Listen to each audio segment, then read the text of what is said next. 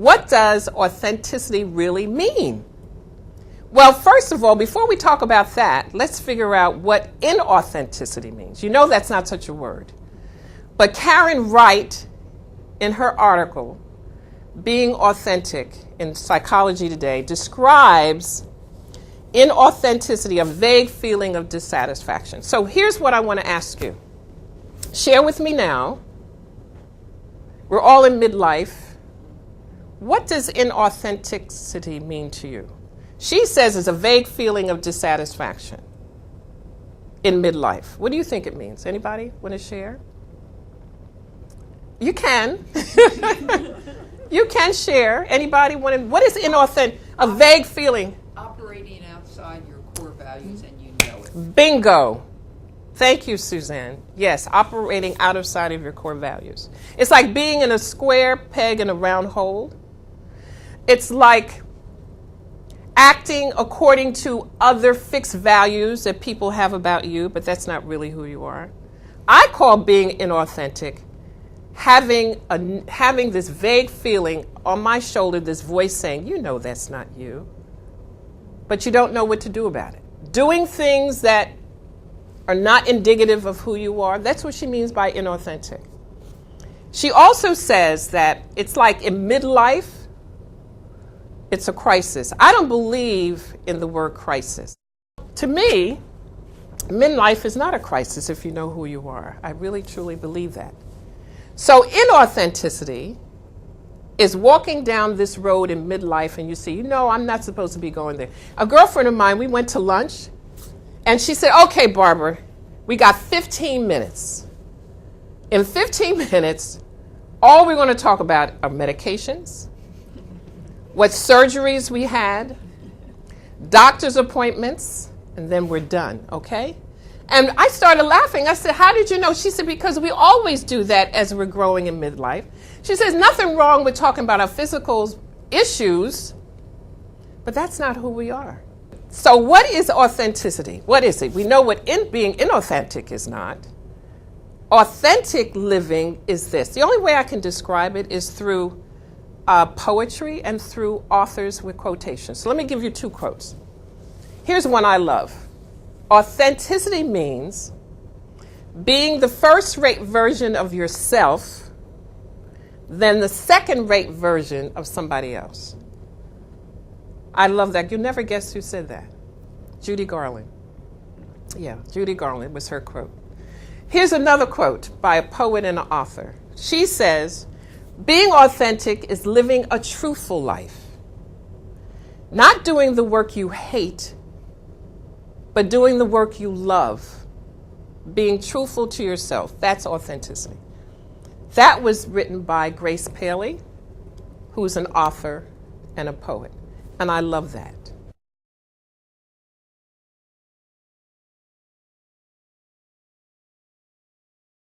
So what did you do, Barbara, to figure out who you are? What did you do when you left Freedom Theater? I made up stuff. I read Wayne Dwyer's book and I said, well, now what do I do? And this is what I made up. I call them fantastic tips. I have 15 of them now. But here's one. For some reason, I was sitting at home and I said, you know, who knows me real well or who knew me real well? And literally, I called up 6 friends from high school. And I called them each. I hadn't talked to them in maybe 12 years. And I said, we're having a mini reunion, just a group of us, and I'd like for us to go out to dinner. I didn't tell them why. And they were so excited. They said, of course. And you know you got to feed people when you're gathering these things. So we all went to Jezebel's, which is a great restaurant in New York. So we're all sitting around at this table, and I popped the question. I said, tell me, what was I doing in high school that looked like I was doing it because I loved it? But most of all, I told them, it looks like I'm doing it with little or no effort. And it was really amazing to me. Guess what they said? They said, well, that's easy. They said, you always love to be in those corny plays like Meet Me in St. Louis, Oklahoma, My Fair Lady. I couldn't believe I cracked up laughing. They said, don't you remember you threatened us if we didn't come see you? And I sat there and I thought about it. I said, I do remember.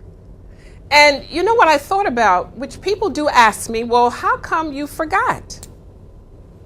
Well, why did I forget? What do you think? Why didn't I know then what they remembered? What do you think? Life. Got in the way. Life. So I pushed that aside, that memory, to be a wife, a mother, a teacher, but that was on hold. Now here's what's interesting. I love this quote, and you'll see why. And then we are going to share some ahas. Everybody's like, okay. Here's the quote I love. You got to say no to the things and people that are not serving you if you want to rediscover or discover ourselves. I love that quote. That's by Dr. Barbara DeAngelis. And what I did with that clue was terrifying. The word courage is huge. What do you think I did? That was a clue that I like to be on stage, I like to sing, and my journey was to discover something that comes easy to me and have some fun in midlife. Remember, I was in midlife, so it was terrifying to do what? To switch gears.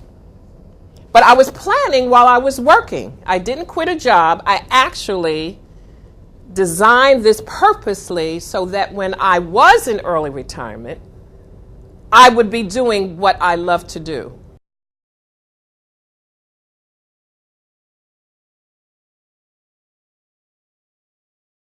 I went to hear Dr. Maya Angelou speak, and we all know how regal she is.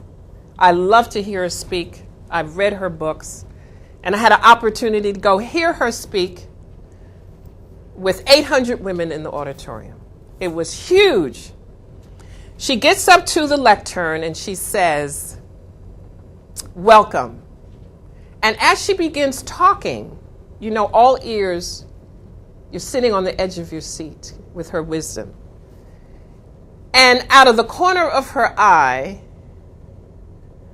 this man comes creeping to the lectern like this. And he starts fingling with the lectern. And he sneaks up, and you can see her looking down. And she says to him, and you know, we all stop breathing. Everybody, ah! What is he doing? She looks down and she says, what are you doing? And we're like, oh my God. And he didn't expect that. And he looked up and he said, I'm recording you. And then we had another gasp. And she looked down, she says, that's not in my contract. You can't do, in the middle of a presentation. She said, that's not in my contract. You are not allowed to do that. And I want you to stop. Well, we almost passed out. We said, oh my God. So he immediately walks back very quietly, and all the women are looking at him. She didn't miss a beat. When she looked down, she looked up at us. And she said, no, no, no, no, no. She must have said no about 10 times. And the point she was trying to use to us, your voice is important. Don't allow people to do something to you that is not part of who you are. And I strongly believe that we're missing in midlife a wonderful opportunity. Knowing who we are. Thank you. Thank you. Thank you.